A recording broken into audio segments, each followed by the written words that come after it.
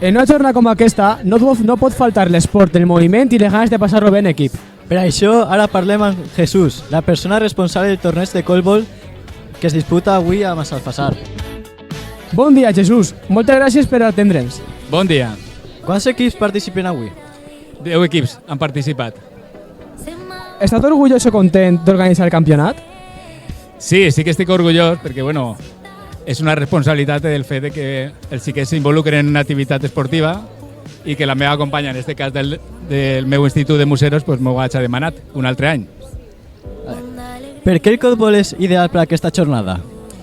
Mira, perquè el colbol és un esport que l'ha inventat un professor de València.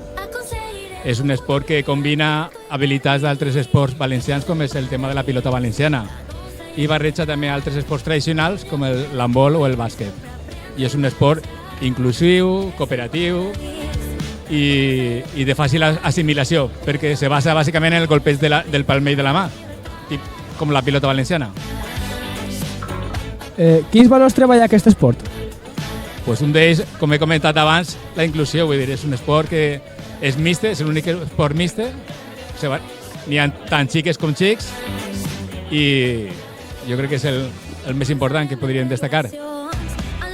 Hi haurà premi o el més important és participar?